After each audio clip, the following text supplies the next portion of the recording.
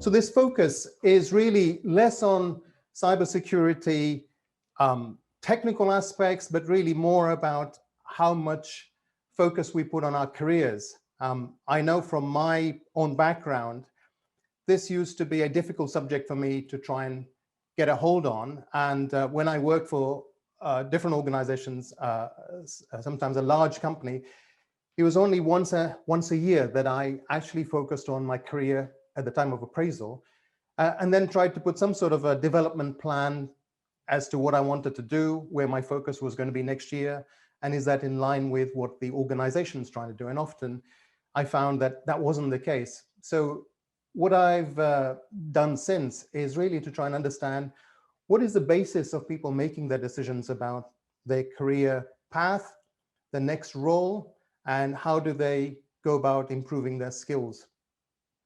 So what I am looking to do in this session is give an idea about what are the major trends with regard to thinking around careers and what are the challenges. And in terms of challenges, what I'm going to look at is actually look at 4 different career stages and see what are the specific challenges, and then what strategies we could employ, what are the tools that are available. All of us can put ourselves in one of these 4 stages. So you might be looking at having a career, starting a career in cybersecurity. So you're looking at stage 1 entry level there. We have a big shortage in the industry, and there are a lot of people looking to change careers because where they might be at the moment, it hasn't got a lot of potential going forward. So, I mean, we are in the pandemic at the moment, and you know clearly that industries like retail, hospitality, travel, airlines, all of them are suffering. And many people are finding themselves out of a job. In fact, the stats I think I was looking at yesterday, we've got over 830,000 people during this pandemic being made redundant. So they'll be looking at what are the potential options, career options for them, career changer. A lot of cybersecurity professionals are within the industry, have progressed, but then they find that they have choices to make because they are partway through their professional life. And sometimes they might find that their career is stalled. And what do they do there? And then finally, people who've been in the industry for quite a while and then are looking to see what are the options available. You know, at a late stage, they've got a lot of experience, even probably time, and there are specific options that are available for them. So the main point I want to get across is that you've got to stay relevant in this industry. It changes, probably one of the fastest changing industry. But the main thing is actually to have a purpose. What is your end goal that you want to aim for? And then you've got to make it happen by taking action. So where am I coming from on this? And if I put my career in roughly those kind of stages, well, I started my career a while ago, and it started actually not in cybersecurity, but in electronic engineering, electronic computing. So that's when what I qualified in the first instance. And then I did an apprenticeship at Fujitsu, which really allowed me to understand, if you like, the hardware, software, firmware of digital systems, and particularly server platforms, and what are the performance criteria in actually designing using hardware logic, the firmware, and then understanding how Unix operates on it. How do you design the I/O? And that led me to understand what causes failure in systems. So I spent quite a bit of time looking at systems risk, process risk, and then over a period of time, I ended up doing project management of these technical areas and leading teams, and then into consulting. At the same time, I did my MBA, and that sort of gave me a balance of understanding the technology and the business issues. You know, what is the major driver? Why do we invest in technology? What performance do we want? And how does that help in improving competitive advantage? I'd say my second stage was when I joined BT, and that was really taking on board some of that thinking and learning that I'd done around IT failure, and then using that to say, look, how do processes fail, which are combination of systems, and then how do organizations fail? So around resilient system, resilient processes. And at that time, BT was looking to set up a unit called BT Consulting, and they were looking for people with some consulting background, but helping them look at some of the areas around business risk, again, based on technology risk. And so I ended up doing assessments of security systems, 27001 assessments, things like that. And over a period of time, we developed that consultancy approach into security consulting across BT Global Services. And I ended up sort of heading up a unit around that cyber resilience. And then more recently, actually, there were some specific products, more the latest technology products, advanced APT, advanced threat products, and secure incident response. Those are the areas that I had a real passion for, and I spent quite a bit of time around that, threat intelligence. And I thought that was something that allowed me to understand what are the new challenges that are coming through security. And so that was my passion at that time. And then more recently, after I leaving BT, I've been doing more advisory work around what are the key issues for cyber security, incident response, but also, the role of the CISO. What are the ways that they can improve their teams, and particularly how do they get the right combination of skills, and how is it aligned to business objectives of that organization? So I've been doing some research in that, and more recently working with Peak Cyber Institute, really trying to figure out how do we get people into these careers, and how do we accelerate them, and what if they haven't got IT or security skills? Can we still bring people into the profession? What do we specifically need to do if they want to have a technical career, but they don't have that skill? Or if they want to have a non-technical career, are those options available to people? So I think it's allowed me to look at careers in general in this space. And I think I've come up with a few conclusions. So the main thing is that jobs are, obviously we know, like the complete part of our waking lives. So they identify us, and everything around our lives is based on whether, we have a job that satisfies. Does it actually provide me with all the things that I need, support, money? Is it the right lifestyle? And sometimes we feel that we're not in the right job. Sometimes we feel that maybe I'm not quite sure what I'm doing, and I'm not quite sure what my next goal is, next level is. And we do find that if we are not in the right job, then that affects, as I said, the whole of our life. We sort of base everything around that, and the lack of satisfaction impacts all aspects of our being.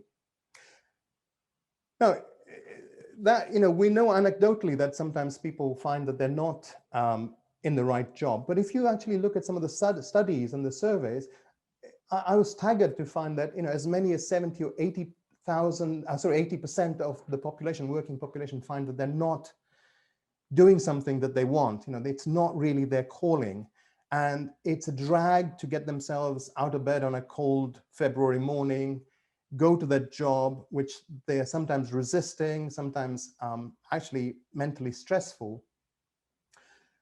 And some of the reasons are, that actually it isn't the job role that they wanted. They don't have a passion for that. The description that they figured out at the start isn't really what this job has turned out to be. 15% feel that they actually haven't got any growth beyond the current job. They can't see a way forward. They can't see what their next stage is. And work is not challenging. So, look at all that talent that organizations employ. And if you say that maybe perhaps not 85 or 70%, but at least the majority, 50 to 60% of the people are not bringing their complete potential and talent to the job that they're doing. And I think that is a staggering number. And you can go back to what Henry David Thoreau used to say. I mean, that was his famous comment that most men and women lead lives of quiet desperation, and they go, eventually end their career with the song still singing inside them. So that is a tragedy, really, that we have that as an issue, and it's not really highlighted that often. And most people do talk about it. So Seth Rogen is famous for saying that he knows many people who are not satisfied, don't have that personal satisfaction from their jobs. And Steve Jobs himself said, look, part of our life's mission is to find that inner voice, that calling. And you should make every effort to try and figure out what it is that you're passionate about, and then move your career towards that. And we are in an industry, we are lucky to be in an industry that has all these opportunities. I mentioned that there is a massive shortage of skilled people. I mean, at the last count, we're talking about in 2021, almost 3 million people globally, a shortage of 3 million people in cybersecurity professions, because the industry is growing so quickly. And because of that, people can demand high remuneration. And jobs are challenging. If you get the right organization, the right team around you, the right mentoring, your career can actually progress. And we're not actually known for diversity, but it is changing. So it's an area that all types of people can enter. So I would actually, reflect what Carlsberg says, that it's not the best beer, but I think it is almost the best industry in my opinion.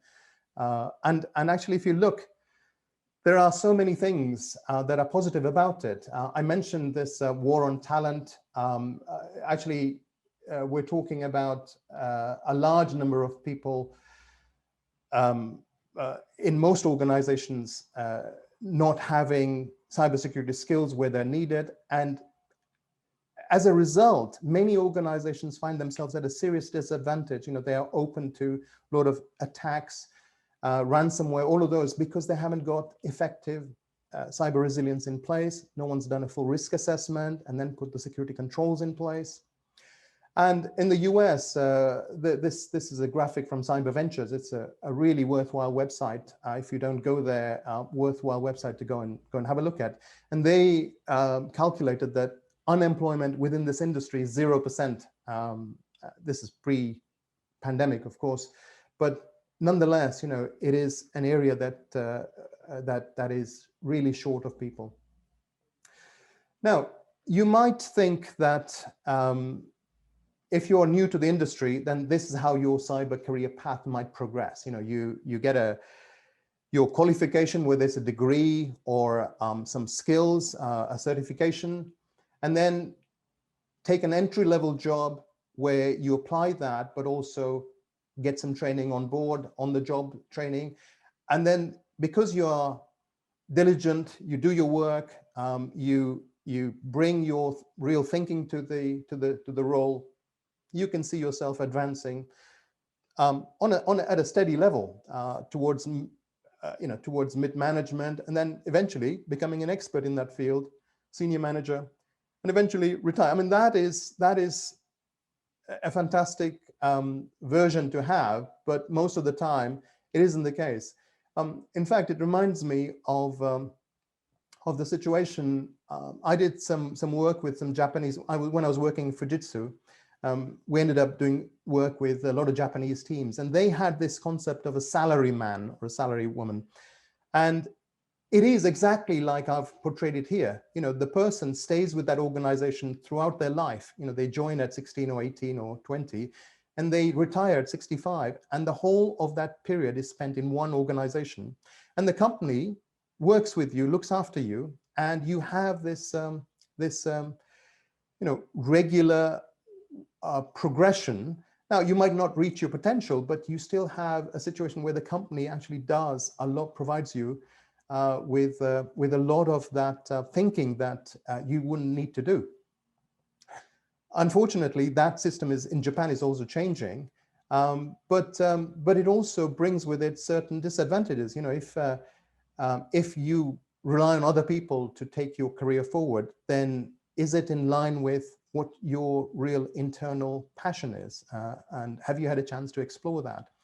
The opposite of this, right at the other end of the scale, is the gig economy, where you're totally on your own and you do what you think is the best. And then you live or die by, the effort that you put in. It's got nothing to do with an organization. It's all down to you. And most of us are somewhere in between. But most career paths are actually like this. Sometimes you don't know whether you're going up or down. Sometimes it's clouded in some sort of haze. You don't have a distinct roadmap that you can navigate. And so you've got to find your way around this, and our industry, although it's dynamic and everything like that, and it's changing, moving very fast, it's also very confusing. And to try and map out a career path is not easy, but it all starts with really doing a self-examination. And the philosophers, of the Greek age got this right. They said that the unexamined life is not worth living. Knowing yourself is the beginning of everything. And so, again, I think this is not something that people take a lot of time to do, but it is so essential so that you don't end up 10, 20, 30 years down the line and think, actually, I think I'm in the wrong career or the wrong role. And the earlier you do this, the better understanding you have of where you might be heading. So I mentioned the four stages. And if I start with the first stage then, so imagine you're starting your career. As I say, having a purpose, a goal, and a direction is so important because it helps you take control of your career and actually sets a direction, and then you can measure yourself against that and establish skills and credibility. So really what you want to do is to really, at a young age when you're joining the industry, you probably haven't got much to go on in terms of experience, but you want to figure out what actually is important to you and what do you enjoy doing, and specifically what personality are you. If you're a pen tester, it requires a different personality to if you want to look at business risk at a broader level. And what sort of lifestyle would you like? Do you want to travel? Do you want to experience different cultures? Do you want to work from home? All of those things you want to try and have a good understanding of and try and zero in quickly. And then you want to try and figure out, what is the industry about? So get a good understanding of the cybersecurity industry, the job market. There's a lot of information out there. And then what are the entry-level roles and the type of organization you might want to work for? Is it the large mega corporations like Google? Would you be thinking about some sort of a government type of organization in the US? That's a very strong route that people take. Federal agencies and things like that. It's an area that cybersecurity has developed quite considerably. But you want to start building contacts and networks and things like that. And then you really want to have that action plan. What is my method of progressing from my entry-level job? What sort of certifications, if I'm thinking about being a cybersecurity analyst, it's a different approach to looking at if I'm focusing on vulnerability analysis or looking at auditing.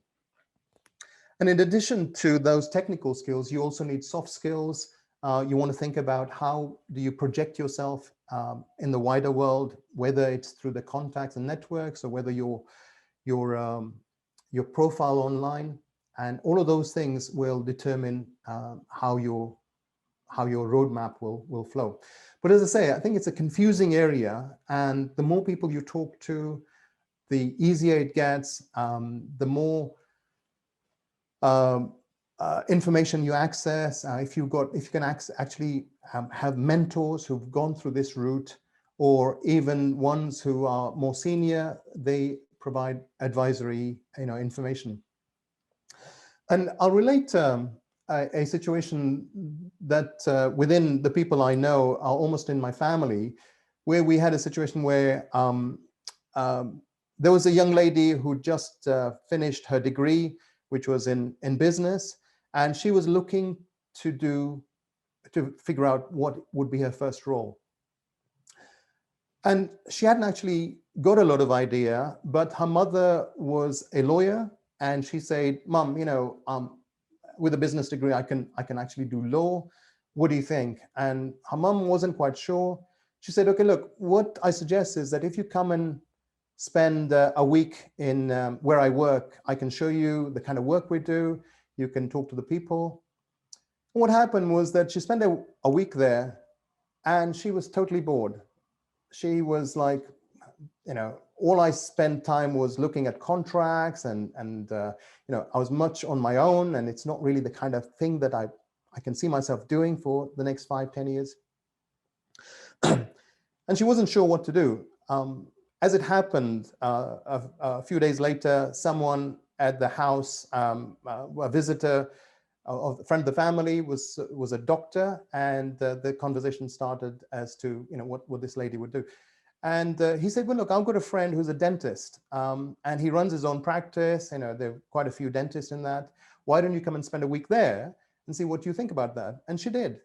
And when she finished her week, her mom asked, "How did that go?" And she said, "Actually, that was fantastic.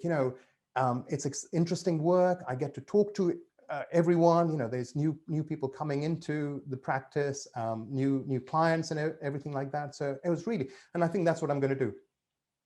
Sorry, I meant she hadn't actually finished her degree. She'd finished her A-levels, and she was this was her decision to figure out what degree to do. And on the basis of that, she started a degree in a professional course in dentistry, just on the basis of these two conversations. And I think that's what people do.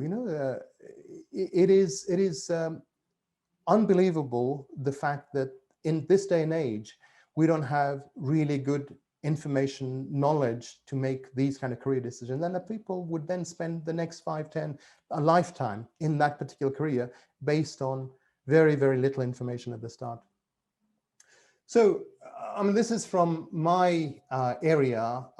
As I mentioned to you, I was interested in the cyber risk area, particularly around incident response, threat intelligence, and I spent quite a bit of time the last sort of 5 or 7 years around this. And I just did as much digging around it, as much understanding, and tried to do different roles in that. And it's an area I still have a passion about. I chair many conferences around, for the last 3 or 4 years, I was running a conference on threat intelligence, and how do we bring about new skills in that? What are the latest tools? What are the new techniques that people are employing? And it's an incident response is still an area that I care deeply about. So you've got to try and zero in on what your area of interest is within cybersecurity, and then learn as much of it as possible. Actually map out that whole area, and then see which roles you might want to do over what period of time, and that'll help you in putting an action plan together. But one of the things that is really very helpful is doing a personality test.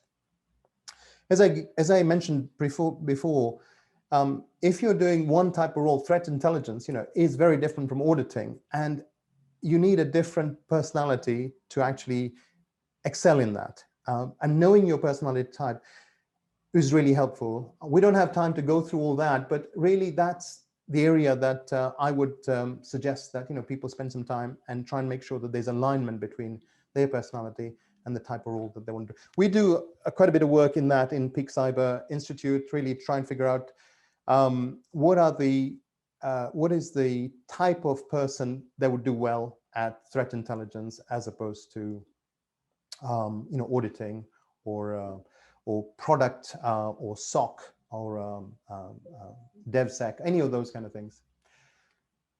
So that's why I say here, focus on understanding your fit for the cyber career, personality testing. And we've got one of the things that I've focused on is actually to create a program that allows you to try out cybersecurity roles. So this is specifically for people who are entering this category 2, people coming into this industry from another career. So you might be an accountant. I was talking the other week to a lorry driver, and he said, "Look, I want to have a career in cybersecurity. I know you think that I might not be, from my background." And the thing that came across was that he's really keen. He's doing some basic IT training at the moment. And then from that, he's going to go to some advanced IT level work. And then from that, he's going to do a cybersecurity boot camp. And just the fact that he's so committed, he spends a lot of time, 15 hours, in addition to his daytime job, he spends 15 to 20 hours a week actually focusing on this this work in his own time, learning the skill set. So you might find that the career that you're coming from might not have been the ideal. You might have felt like a square peg in a round hole. And that's what happens, if we don't spend time figuring out what our real interest is, what's our motivation, what's our personality, and is there a career. And in cybersecurity, you get all types of careers. You just got to do that work on yourself to align yourself to the right career.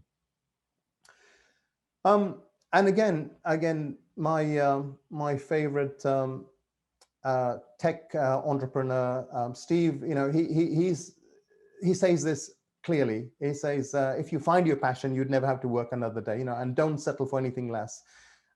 Eventually, you will find it. You just have to persevere, keep looking, and find the thing that you love, and really be excited about it, because that's what keeps you going in the tough times.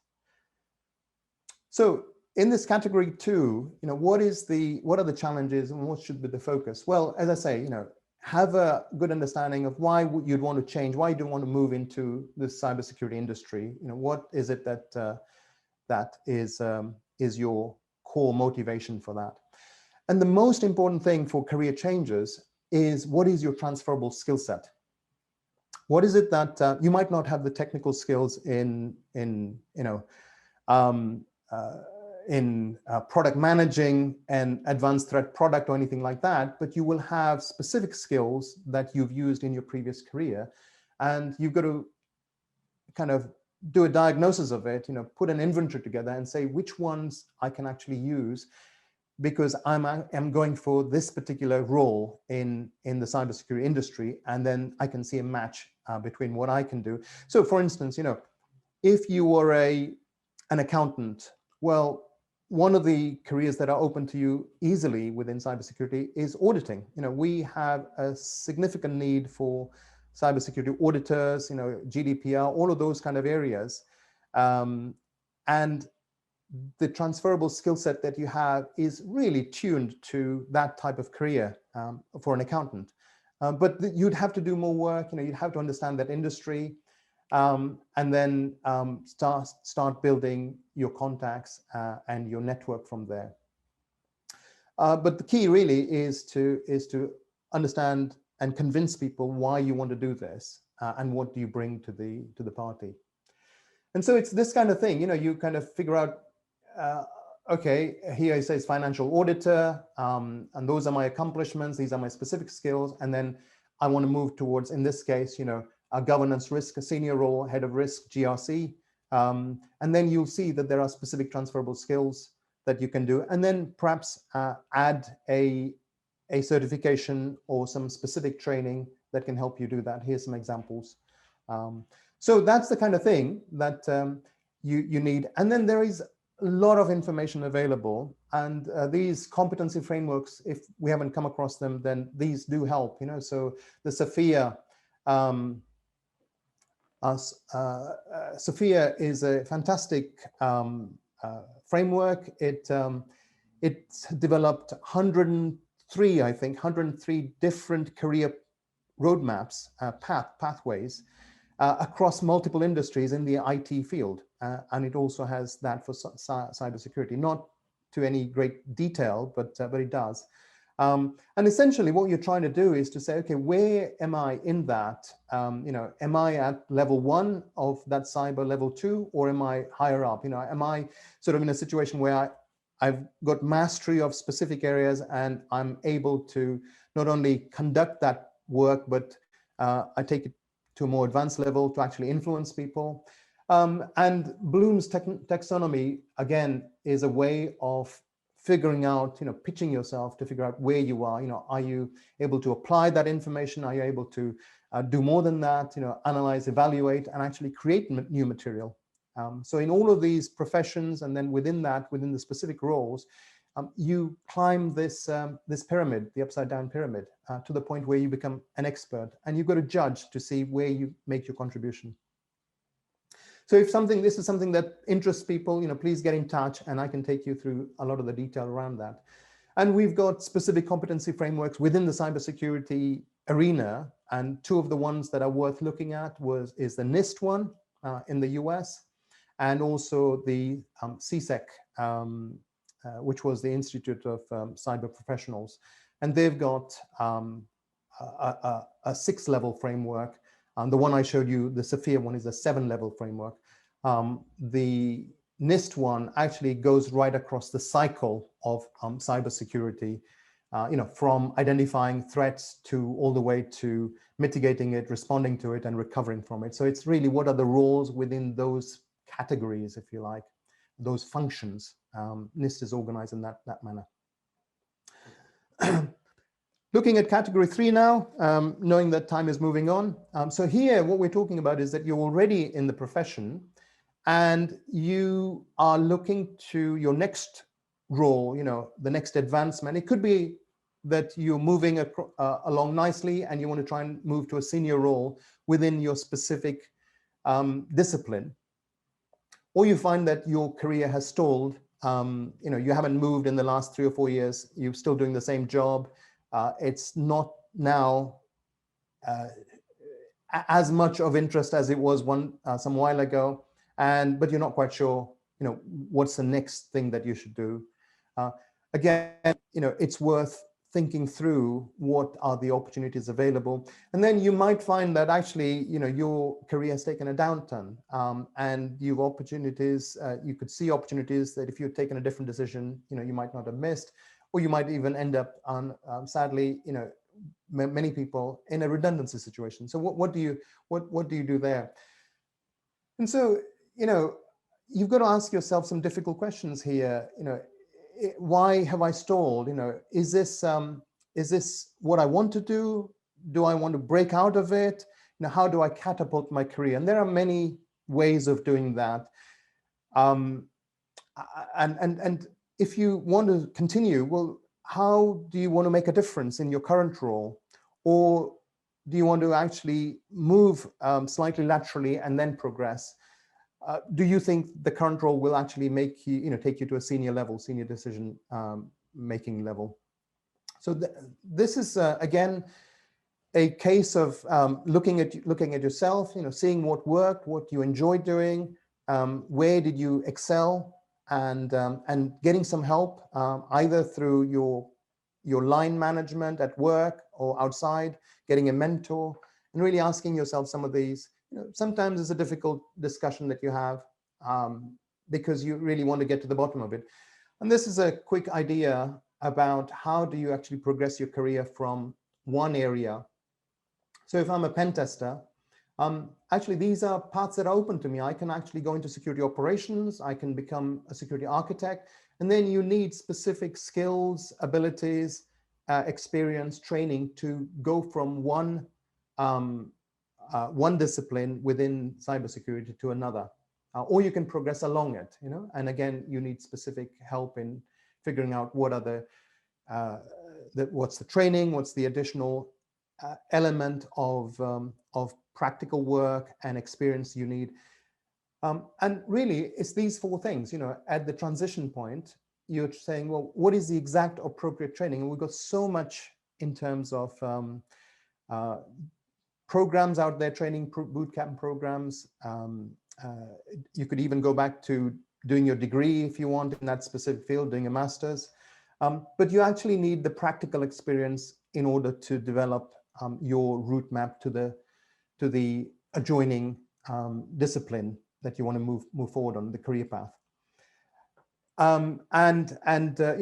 Do an analysis of that and work with a team that's closest to you. Often, as I say, it is asking just the management in your organization to say, I see myself doing, an architect's role. What are the things I need to have in place and what time period. Are we talking about 6 months, 1 year, 18 months? Put those specific actions in place.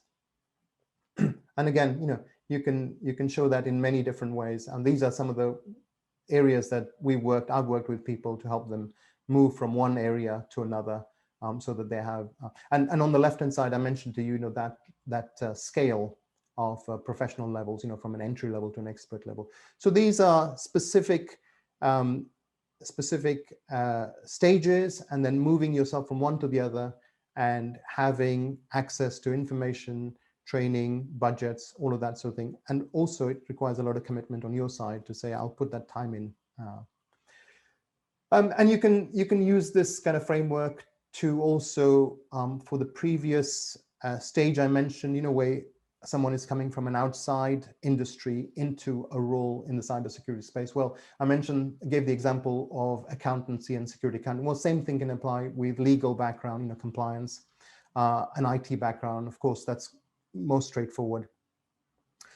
But I think at this point, one of the things to be aware of is that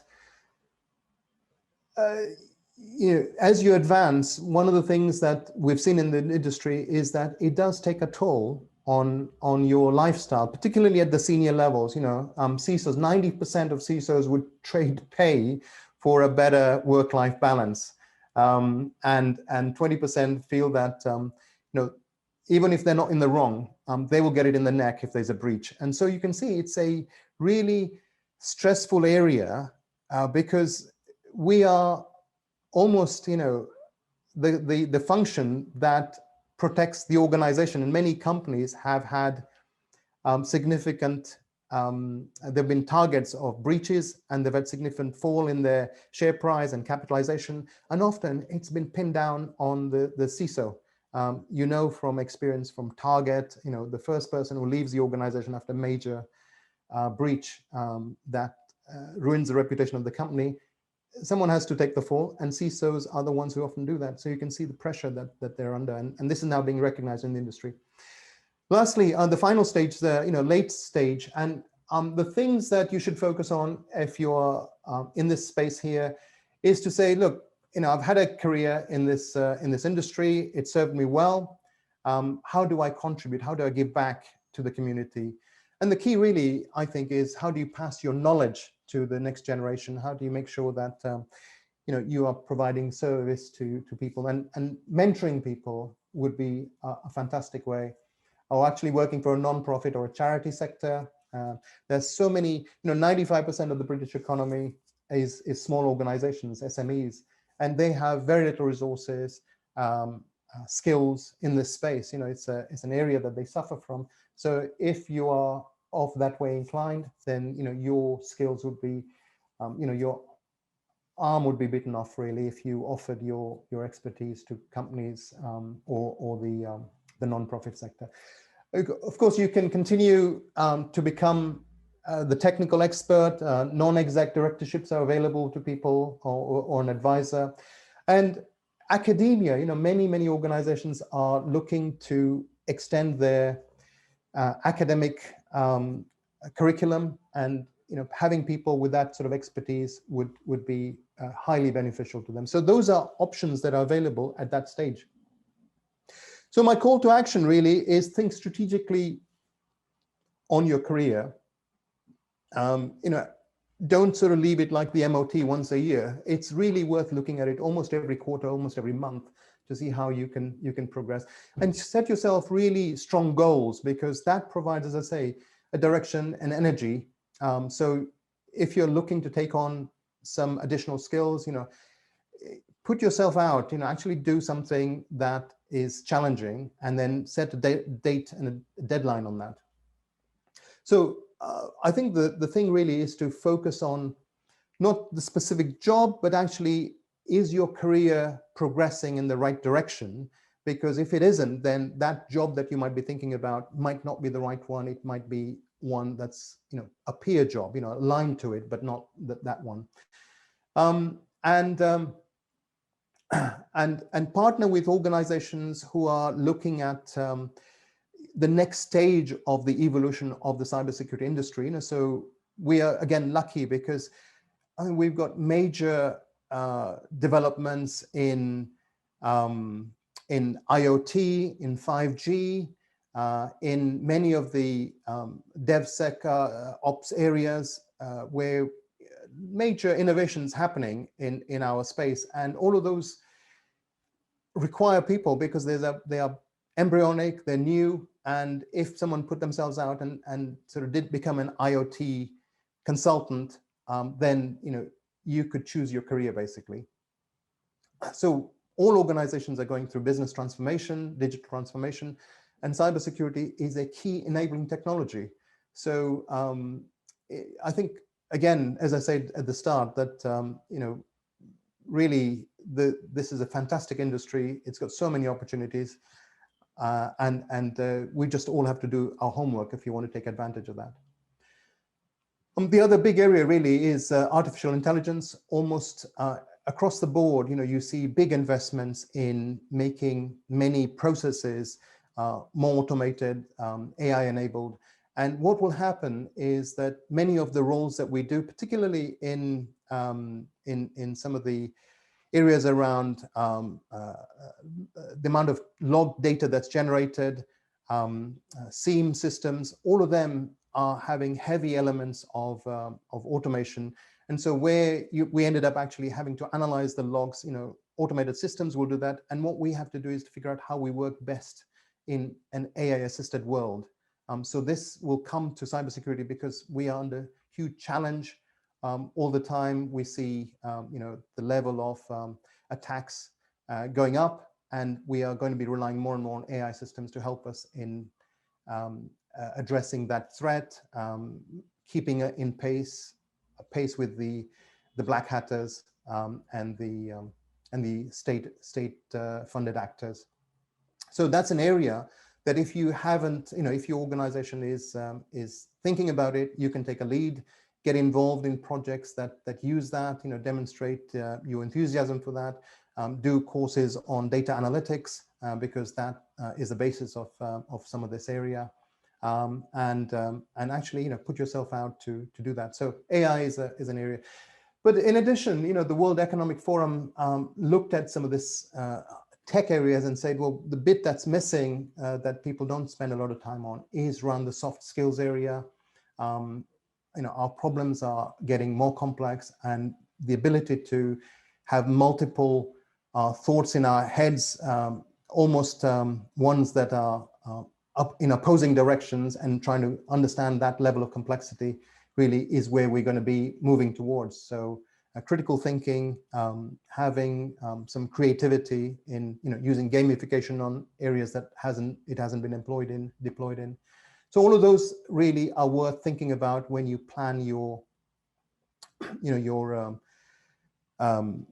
roadmap, or the next stage of your roadmap. Allow yourself the ability to say, in addition to my technical skills, where do I need to improve on my some of these supporting areas. So it'd be great to take any questions if anyone has.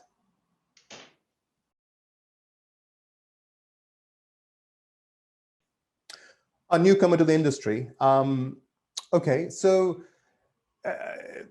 part of it does depend on what skill set that they have at the moment. And as I mentioned in the presentation, there are many transferable skills that if you do the research and pin down a role that is similar to yours, but in the cybersecurity industry, then it might not take that long. So for instance, the easiest way is to say if someone's got some IT skills, but they haven't got a background in cybersecurity, then there are many boot camps that actually help you get to a point where you can do an entry-level job within 6 months. But what you do need for that is not just any old type of training, because I can download stuff for free on YouTube or on some of these MOOCs, MOOCs type of thing. But you want a boot camp or a certification that's recognized in the industry. So figure out what role you might be transitioning to, and then what is the level, and then what is the type of qualification or the certification that they would value, and then use that knowledge to say, okay, I'll do that that training and certification, but I'll actually get someone to mentor me, to actually help me step by step. Because if you do that, and then you also get some practical experience, we've done that and actually have people working in a field within 6 months with just someone who had basic IT skills. They were an IT administrator, IT technician or something like that, and they become a really good cybersecurity analyst. And within 1 year, they might be thinking about moving from that role to another role. So it is all possible, but it does require commitment on your part and being clear. As I say, try and figure out what your direction is, what your goal is, but is that within a wider purpose? Is that really what you see yourself doing? Because again, doing a certification like what shall we say, Security Plus or something like that, it is hard. You've got to put a lot of effort in, time in, and if you've got a full-time job that you're doing, then you're talking about evenings and weekends, things like that. So it is possible, requires commitment and knowing what direction you want to take.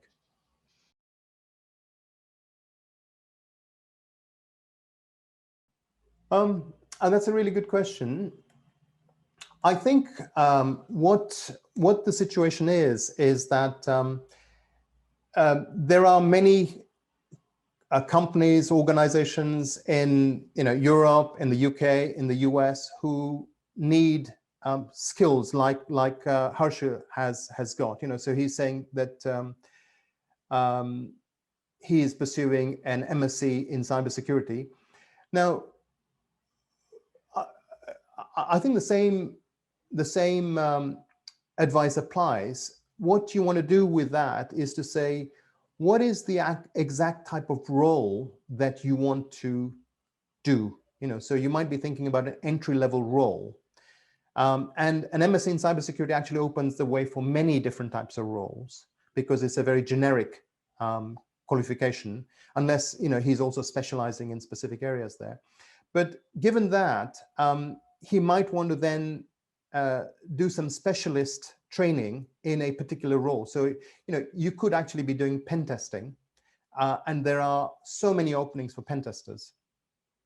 But you've got to then make that decision to say, yeah, because you want to then look at the in-demand jobs that are, as I say, in Western Europe, in the US, and North America, and then align yourself to one of those jobs and say, okay, that job requires me to have some experience of pen testing, or at least some sort of training and qualification in that. So after that, it might be that you might want to do a basic course like Pentest Plus or something like that. So that gives you a more detailed insight. And on the back of that, you can then align yourself to the role that an organization might be advertising, and then make yourself very attractive to say, look, I've got my MSc, I've actually done this particular qualification or certification in pen testing because I see myself developing as a pen tester. And actually do work outside of that. There are instances where you can do work at home, creating a network and actually doing some of that practical work yourself, or you will get access to it if you were doing a piece of training, as I say, like a Pentest Plus or something like that. But you need to show that you're able to do that level of work. And that's when you get interest from organizations who have got posts to fill in that particular role. Just saying that I've got an MSc in cybersecurity, can you give me a job? Won't be enough, because organizations are looking to fill specific roles, specific jobs that they advertise. And it's worth looking and saying, which one appeals to me most? Is it something to do with software side of cybersecurity? Would I prefer investigative side? Would I prefer being part of an operations cybersecurity operations team? You've got to zero in. That's where you need to do that research and do some understanding of what's available in this industry, in that particular company. If you look at any of the companies, you'll see many roles advertised, and then you go to zero in and say, okay, here is Microsoft or Google or Barclays Bank, and they've got a role for an analyst or a pen tester. This is what they need for that. And how is my current skill set matching against that? And what is the gap? And how do I fill that gap?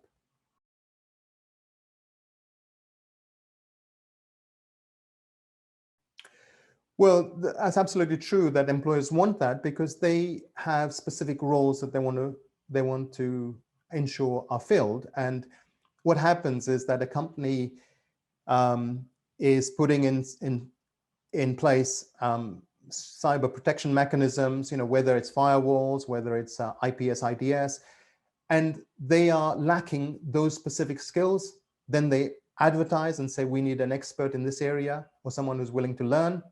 And that's the job that you see. Now, without any experience, it's obviously hard for a recruiter, or an HR manager in that company to take you on, because they're saying, well, we've got a specific opening here. We want someone to join our SOC team. We've got a vacancy there. And you've got to make yourself aligned to that role. But you've got to know where you're coming from. And Tajinder hasn't actually given us information as to what his current skill set is, or where is he at the entry level, like I mentioned, stage 1, or is it stage 2, coming from outside the industry with some transferable skills? So we need to do that kind of work. And saying this to anyone, including Tajinder, if you want to get in touch and give me some information about what your current, where you are, what stage you're at, and you've got an idea as to what you might want to do, or we can work through that, then I can tell you specifically, which type of experience or courses to do. And there's tons. You can go to any of the cybersecurity institutes, like ISC Squared. They do a lot of training. Training organizations like CompTIA, EC Council, all of those, they do. They have lots of people coming through their process, their systems. So they're really very knowledgeable about this. And I can help if that's specifically, there's specific help that you need.